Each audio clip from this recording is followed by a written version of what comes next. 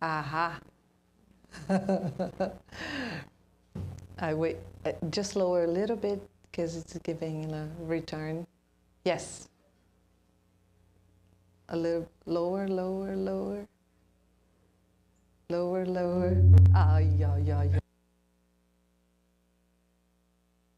Yeah, now. Okay. It's still giving a little return, but we'll see. It's better now. It's better now. All right. You're safe now, I guess. Hello, everyone. How are you doing?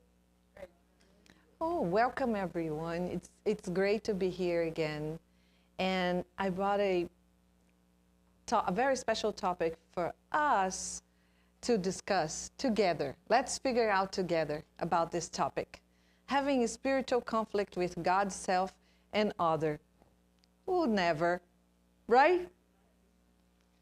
I have a question for us to start, but don't answer yet. Do not answer yet, or do answer yet. Sometimes we ask a question, our brain is already answers, right? The question. Are you striving or settling? Striving, esforçando-se, striving, or settling, se acomodando. Right now in your life. Striving, yes. Good, good, striving. Okay. So this talk tonight, it's about how we are dealing with our spiritual conflicts. And I don't care if you are a priest, if you are a guru, if you can be the most knowledgeable person about spirituality on the planet. You have a spiritual struggle. That's a fact. We all do. Otherwise, do you know, if we didn't have a spiritual struggle, what would happen to us right now? We would die. We would die. I have no need to be here. What would I learn? Nothing. I have no struggles. I understood everything. I am fulfilling my mission. I already know how to deal with my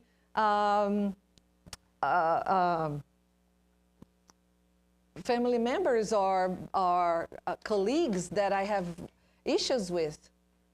So I am in peace with everyone. I'm happy with everyone. Okay, bye.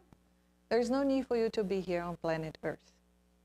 So if we are here, we are struggling with our spirituality. Let's talk about this. So how do we define, how we measure spiritual struggles?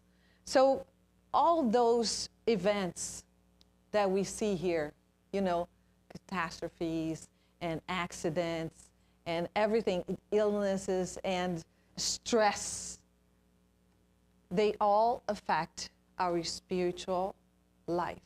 And they might create a struggle. Like, for example, let's say I have a sister. I have a sister. She's been very religious all her life. Very, very attached to religion. And by that I don't mean any religion is the bad guy and the spirituality is the good guy. No.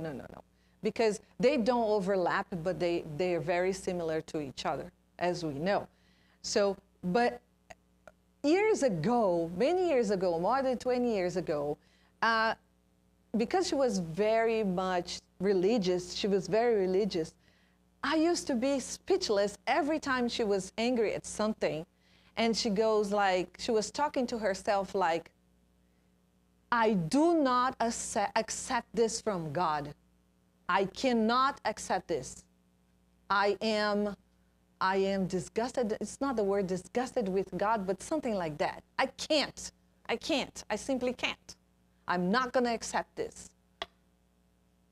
I was like, how is that possible?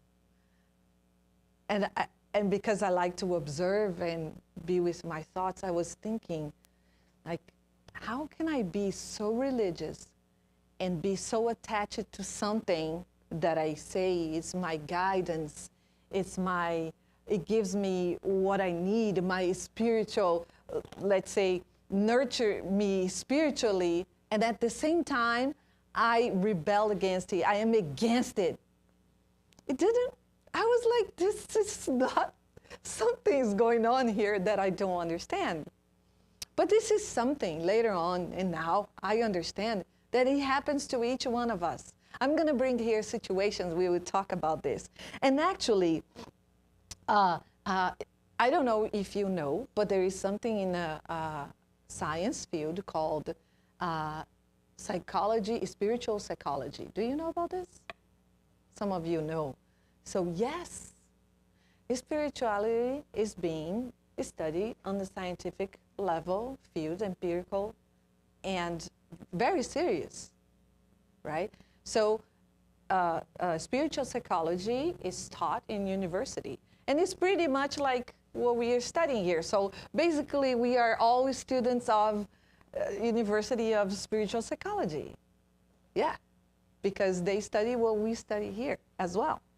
So there, in the past 30 years, the spiritual psychology, they have been studying the spiritual struggles and how they show up in our lives and how those major events, they actually affect our spiritual struggles. How is that possible? Let's see. So how do we define and measure spiritual struggle in coping? Okay, so let's go to this first one, and then we go more in depth with them in the next slide. So divine struggles with God, higher power, conflict with God, higher power. Okay, let's talk about this. Think about a time in your life that, just like this little story I told you about my sister, which is true, it did happen many times. You were in disbelief with your belief system. You were questioning your belief system. Do you remember? Do you remember? It happens, right? You were like, I don't believe in this. Or, I have a problem with this. Oh, this is not, it's not matching with what I'm living, and how do I deal with this? Do you remember that time in your life? That's the spiritual struggle we're talking here, about the divine struggle. Let's say, for instance, everybody talks about the natural laws, the law of attraction, and people want to attract material stuff, right? And they use the power of the mind. They use self-hypnosis because they want to focus on what they want. And of course, if you focus on something, you're going to start to see that thing, because you are teaching your brain, hey, show me a white car, because I want a white car. So all of a sudden, I see white cars everywhere. So that's very simple, right? Because you are teaching your brain to do that. You are creating neural paths. You are educating your brain. Same thing with the meditation. You have thoughts, amount of thoughts that you can't handle. It's overwhelming. But as soon as you start coming to the meditation, your brain will learn it is time to quiet the mind, and it will learn. That's normal. It's normal, right? So same thing with the divine struggles. You see that, let's say, for instance, can someone give me an example? Something that you think that a divine intervention, like let's use one of those landslides that just happened in Afghanistan. And you see that destroyed completely a city and something, and you go like, how can this be possible? How can God kill or whatever, don't stop the landslide and all these people died. Right? So that's what the study is talking about. This divine struggle will affect our emotions because it will touch in deep in our belief system and will make us question ourselves about those things.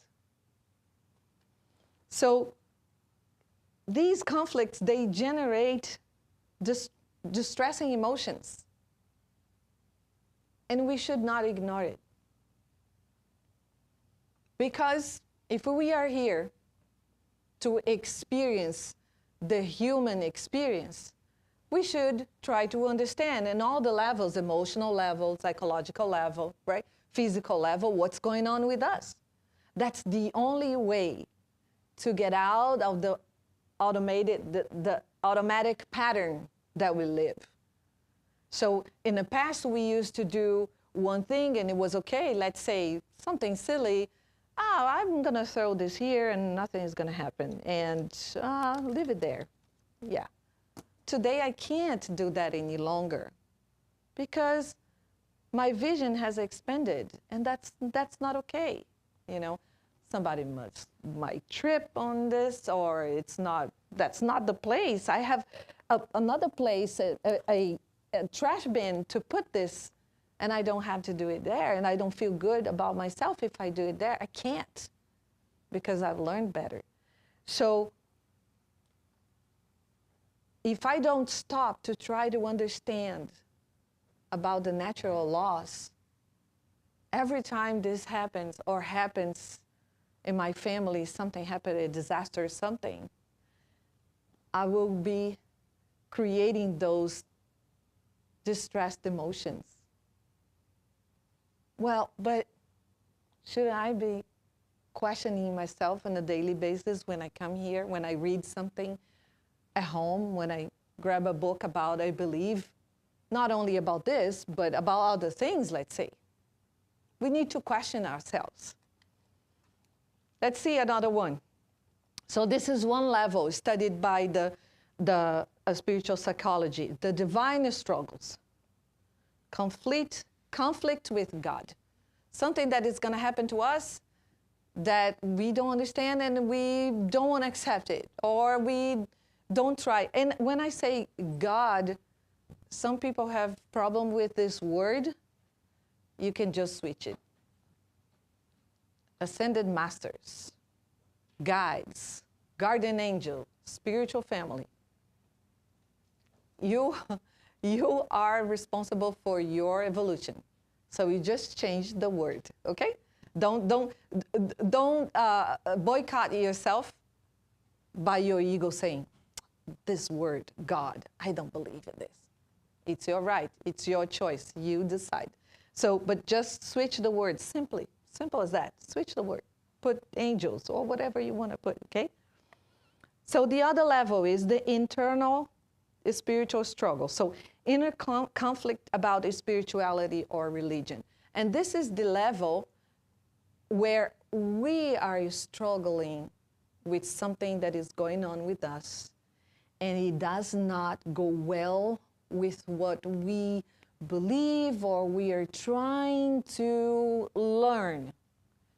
Remember something in your life that made you question your belief system. Not only is something that happened that in a bigger event like a catastrophe, but something that happened with you that made you to doubt your belief system. And usually we don't think about that, and that's why I'm bringing here. I'm gonna ask you questions. It's not gonna be easy as we are doing right now. I'm gonna ask you questions. So you remember a moment in your life where you question yourself about your belief system. This doesn't match. I'm not even asking, what did you do? Hopefully, you thought about it. Hopefully, you said, this is not good for me. this is not going with what I'm living right now. This is a big lie. Or, oh, this is good. I found that something that I have learned, it's really actually helping me here, giving me support, to courage to go through this issue, this struggle, and I feel stronger. Okay? So let's go to the other level. Oops, okay. The interpersonal spiritual struggle, which is a conflict with a family member or someone. Let's say someone has a different belief as yours, and there is a conflict there. There is an emotional distress because of this. Or another culture, like, for instance, we were talking about this in our study group tonight, like in another country where men can marry 4 women, 3 women, but women cannot marry 4, 3 men, and we don't want, by the way. And thank you very much. No, you go ahead, you marry 3 women, but we don't want to marry. No way. So when you have a conflict with other cultures and other religions, and that created distress within you. These 3 levels of spiritual struggle, they are reality. They are part of the study. They have been studying this for 30 years. So this is something that, do you have this word in English? Reverberate, something like that? Yes, reverberate is that. So that reverberate in every area of your life. That's like a wave. Is the butterfly effect, is the domino effect. You might think, oh no, it's just a little conflict I'm living here. No, it is not. Because imagine this. You've been attracted to a place, or you've been attracted by a book or a guru or a spiritual, philosophy, and you fall in love with it, and you try to apply it in your life, and you have a relationship with that. And all of a sudden, this relationship is shaking somehow. It's creating a conflict. It's creating an issue that goes and stresses your emotions. Emotions are related to actions. I don't know if you know, but in therapy, we ask the client, what do you feel? If the client says, oh, I want to lose weight, or I want to be more in shape, and then the question we ask is like, what do you feel about exercise or a fitness center? And then they say, oh, I hate, oh, oof, what a place, horrible place. So the feeling actually is how we measure action in psychology. So whatever we do this exercise. Look at something that you dislike and try to describe your feeling. It's not inviting you to be there, you know. So that's why we need to work on whatever we think we need, so we can change our mind about those things, and we can do what we need to do, right? But to generate a stressed emotion, that is a red flag for us, because that is actually affecting my spiritual life. And if it's affecting the inner world, it's affecting the outer world, because everything happens inside first. The outside is just a reflection of what is inside. So whatever is going on in my life right now is a reflection of my mind, of what I have in my mind. And you say, it can't be. This person did this to me. That person did that to you. But it is. It is. One day we will grow up and we will learn that we have full responsibility of our lives. And this power is given to each one of us. And nobody is responsible for our lives. Our happiness, our sadness, our struggles, our everything. One day we will learn. Okay, let's move on. Let's keep going. So I'm going to ask you a few questions now. So how much do you use each of the following things to cope with these difficulties? Okay, let's see. So the first one, so spiritual discontent. So here I have 3 examples. Wonder whether God or spiritual guides had abandoned me. Voice anger that God or spiritual guides didn't answer my prayers. It sounds silly, but it's not. Question, spiritual guides, gods, or whatever, God that loves me, that I'm abandoned, those kind of things. Feel like a victim and you never are helped, you know. They help everybody else but me. So how much do you use this or any of this? A lot? Answer to yourself. You don't have to answer. Or if you want to say something about it, you can say. But think about this just for a few seconds. So if we don't know how much do we use it, how often we use these kind of feelings, especially if they are feelings, pay attention to feelings. If the thought has a feeling attached, that's action. Action. It means that you are already doing. You are already taking action. You are at the level of the emotion.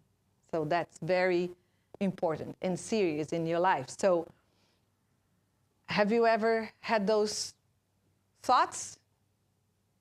Consciously speaking, like you caught yourself thinking like this. Yes? Yes? What do you think about this? What is your opinion? What do you say? About yourself, of course, not about others, about yourself. What do you think about those thoughts? Any opinion? No opinion? Well, I used to think a lot that, you know, God, not that, I think it was more the love, like he didn't love me enough and I ended up in situations where bad. And I was like, why you're doing this to me? Why you're trying to, you know, get to me? And I ended up in situations better than the one I was before. And I was like, I felt so guilty because I kept telling him, like, why you're doing this to me? And he was just preparing something better. And instead of just being faithful, I was just criticizing and thinking was something wrong between our relationship. Let's put it that way. So time passed, and I just don't believe I'm not loved anymore. It's just on me. I just think it's like a religious program that has been built in us as we grow up. We have all these programs and we, like, kind of go to that default where we kind of, for lack of a better word, we vomit that. Got it. Yes? I just keep figuring out what do I have to learn from this? Certain things keep happening. What do I need to learn? But you don't have those kind of thoughts. I did. And then I switched it. You switch it. Right. I did have those thoughts. And now you were asking questions.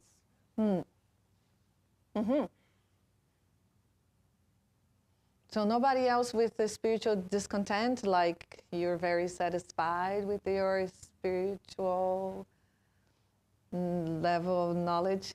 Well, piggybacking on what Fernanda was saying, I feel like, you know, you do what you think is right all the time. You're like, you know, I'm a good person and I'm doing everything right. And like, why did this happen? So then you question yourself, like, am I really that Yes. bad? You know, and Yes. that does happen in situations. Mm. You have to switch your perspective a lot. Yes. The reality Yes. when you do everything right. Absolutely. Yeah, that's there. On a few occasions, adversity Mm-hmm. come upon me, I Mm-hmm. should say, after I've done a good deed. I figured a good deed or something good. And I said, well, why? I mean, I went out of my way to do something, and here I'm being punished for it, for lack of a better word. Mm-hmm. Mm-hmm. Yeah, we're going to be talking about this too. Yeah, very good example. Yes. So, punishing God. There you go. So, wonder what I did for God or spirits or, to punish me. Decide that God and spirit was punishing me for sins or past lives mistakes or whatever excuse we use, right? Feel punished by God, spirits, for my lack of devotion. When you are, this lack of devotion, it's when you are like being really hard on yourself. I'm not doing enough. And then you are almost every day doing a lot of things, but it's never enough. Never enough. You're always thinking so, low about yourself that you're not doing anything right. You should work more. You should do more. You should end hunger in the world, and you should take care of everyone. This kind of things, Anyone ever felt like this or thought like this? Yes. Yes, right. And I think the more you study and learn, and then sometimes you slip back a little bit on something that you used to do, and today you just not match your life or whatever you learn, and you start punishing yourself or thinking God's gonna do that because you know already better, and you still do things that you're not supposed to. Yeah, you know what I mean, not supposed to. It's true, the same thing. You have high expectations for yourself, although you know you need more experience, but no, you have to be perfect. You have to be on top of this. You should have known better. And, I've been there so many times. Exactly. And the last one is the reappraisal of God's power. So question the spiritual world and question the thing. So why is this person having this big house and I don't? Or other things may be spiritual, maybe, why this person is such a wonderful medium and I am not, right? So think that some things are beyond spiritual control. It's like, no, whatever I believe, I must go to the other church because over there the gods there are better, are stronger than this one. But then just in case, I'm going to be in 2 different churches or centers or spiritual groups because, maybe, if this one doesn't work, the other one will work, this kind of things. And the last one realize that God cannot answer all of my prayers. How about that?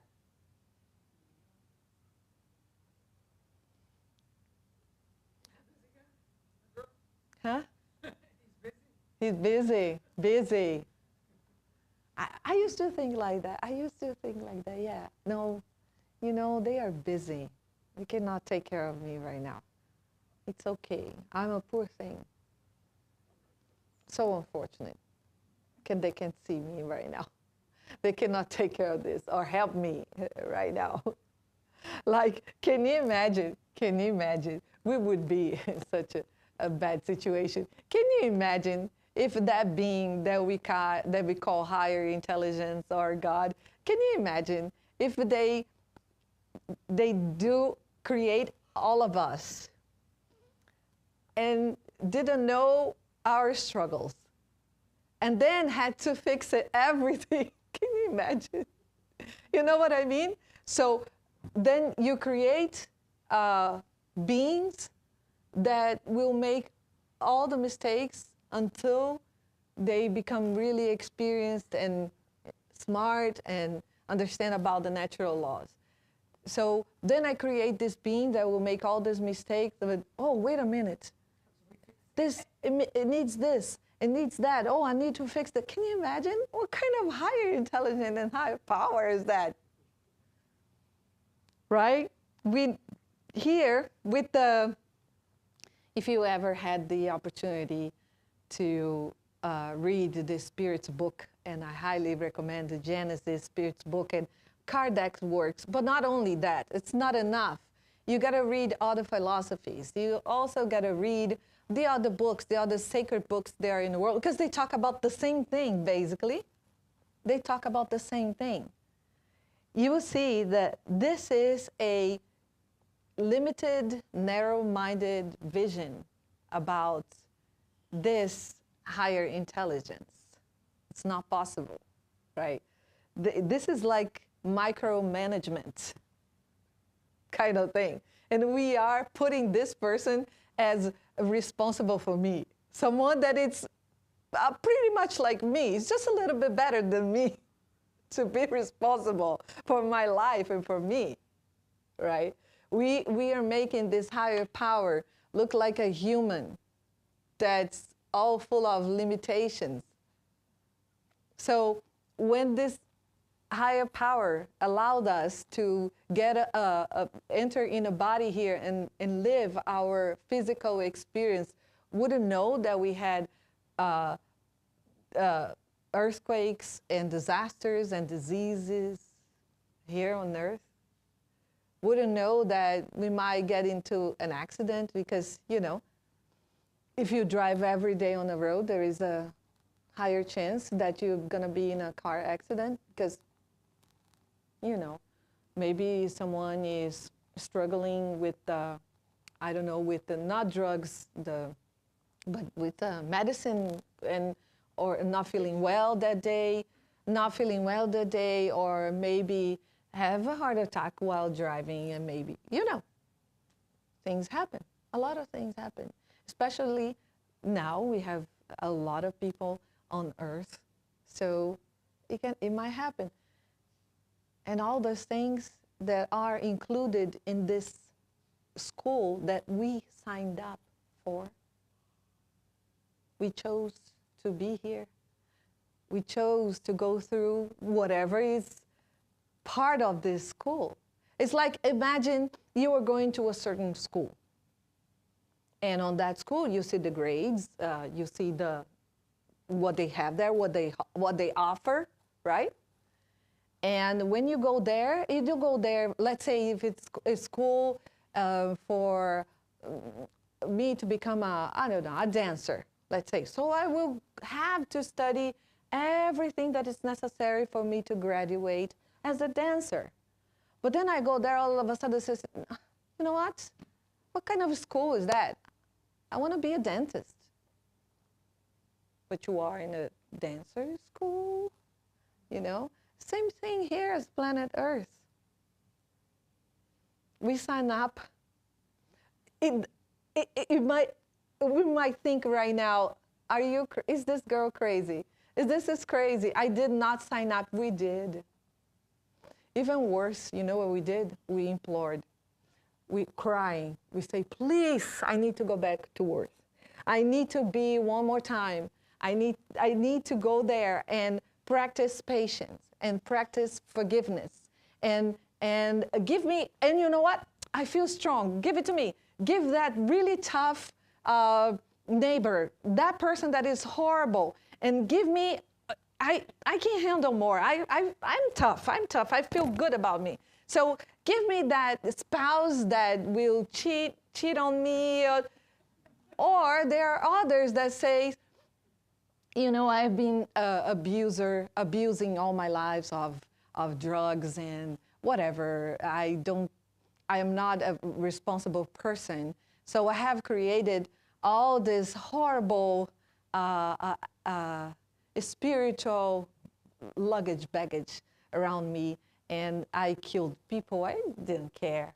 I did whatever. So then I go to talk with my whatever, the managers, the organizers of the reincarnation.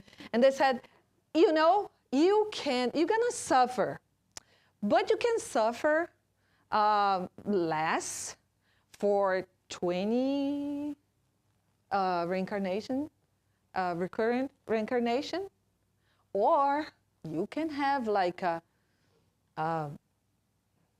3 cancers right now. And there are people that say, because I know people that had 5 cancers in this lifetime. And there are people that say, I'm feeling lucky. Give it to me. I can handle. There are. I have another sister that she says that she's angry at her guardians because she said, they knew I could not handle what I've asked in this life, but they said, yes, go ahead, do it. I said, you know, nobody can do this for you. If you are going through what you're going through, it's because that's your choice. No, they knew I couldn't handle, but then they allow me to do it. So she's pushing the responsibility to her guides. She says this until today. If she's watching me, she will know I'm talking about her. We are like this. We push our responsibility to others, right? This is all just for us to think. I'm not going to give any recipe because there is no such a thing. We are all different, okay? And we have a different way to see life, to learn about life. And I do not believe there is a recipe, you know, do this, 5 steps. No.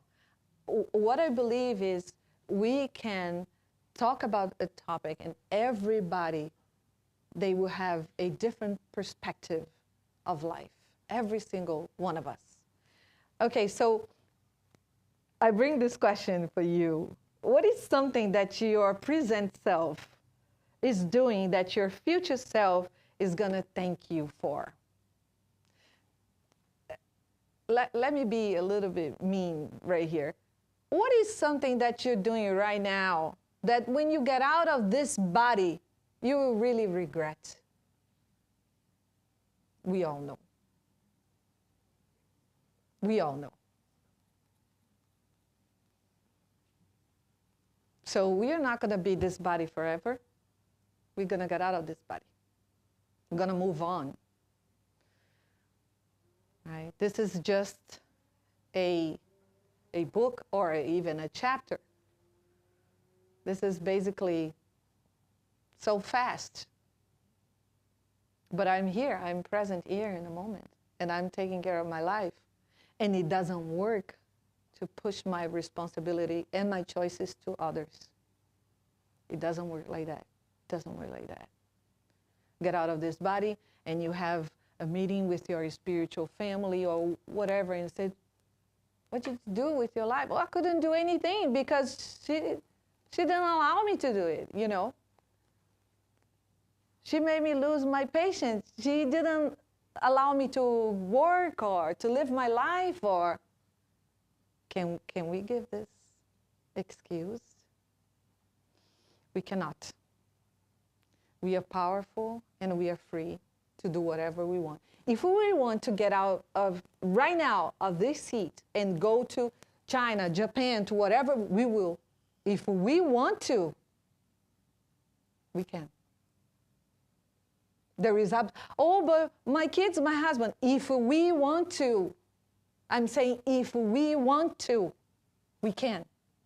There is absolutely no one that can stop us from doing something we want, good or bad.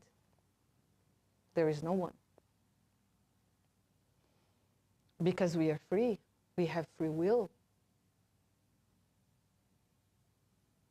So the same way we have free will to choose what we want to do, we have responsibility for what we are doing right now.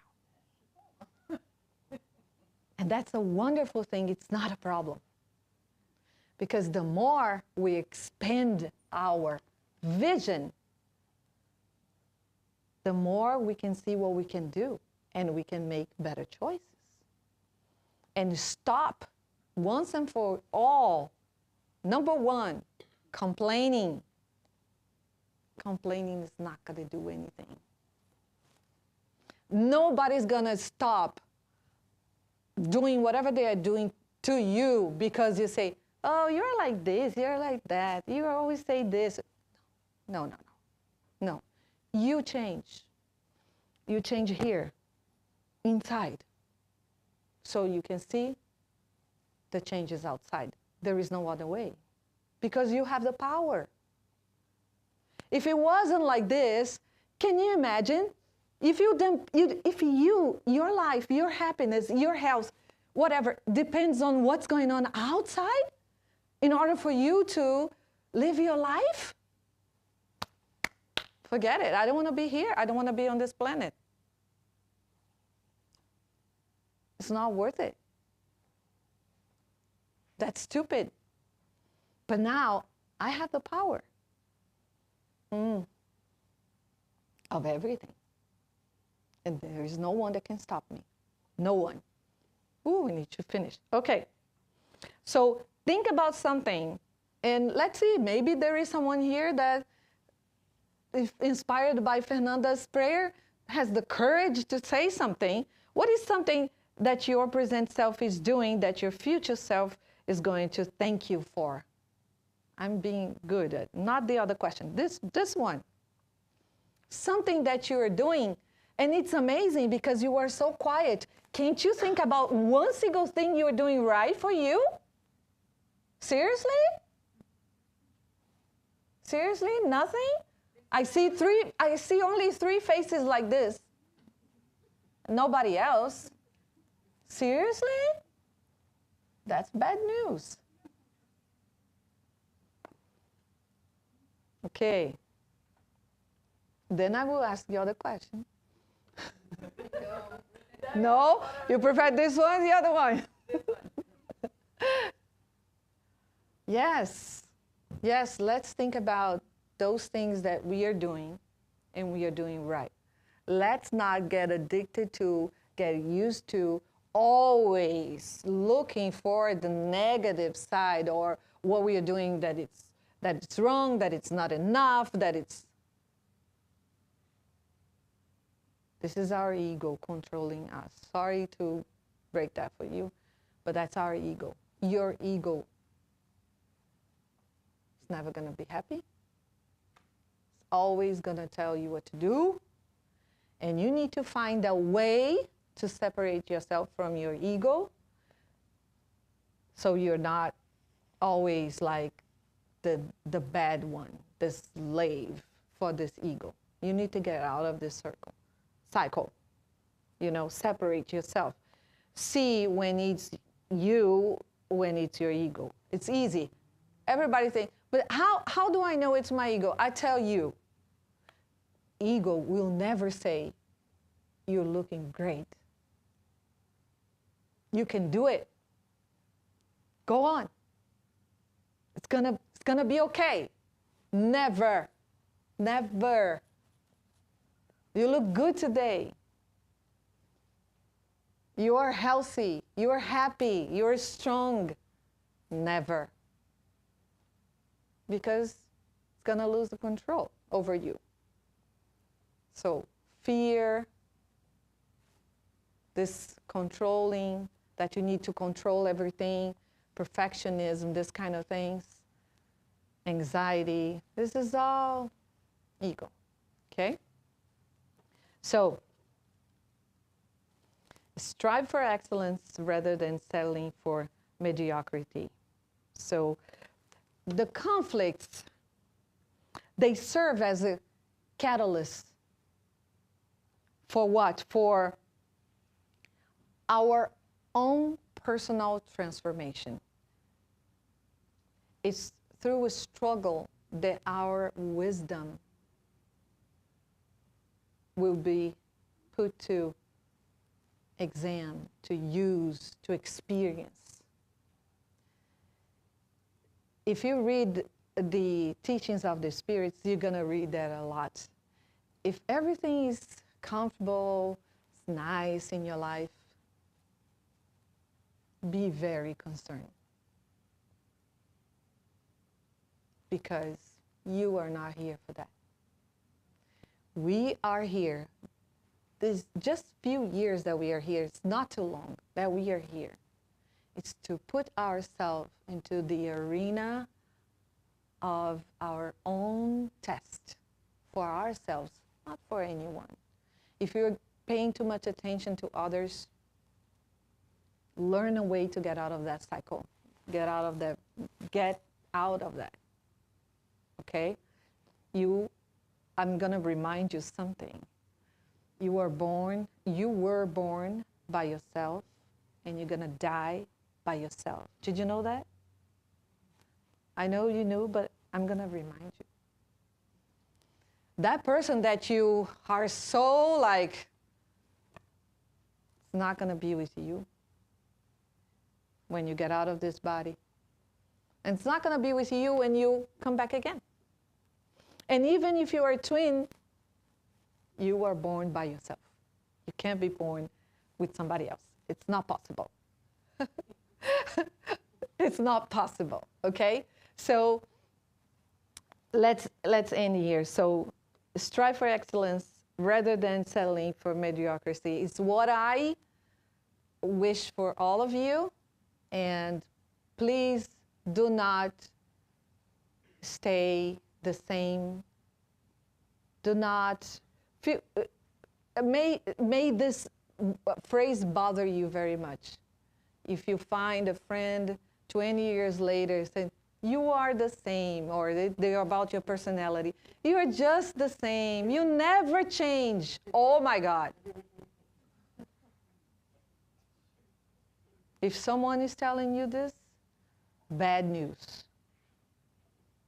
Now if you hear, I don't recognize you anymore. You're so different. Yes, thank you. Thank you, I am. I don't know you. Thank you. Yes, exactly. Changing every day. Beautiful people. We all have what it takes to be happy in this life. It doesn't matter what's going on in our lives. We are all powerful, and nobody is better than us. And nobody is less than us.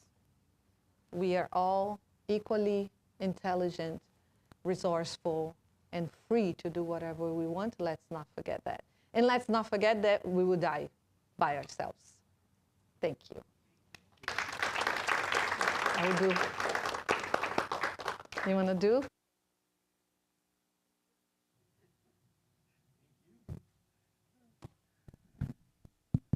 Good evening, everybody. Thank you so much, Cintia. It was great. So let's do our announcements for today. So we're gonna have our movie discussion here again. We're doing that every month. This month it's gonna be on Sunday, the 11th. It's at 5 p.m. We're gonna be watching the movie What Dreams May Come. It's really interesting watching the movie in here and then having a discussion about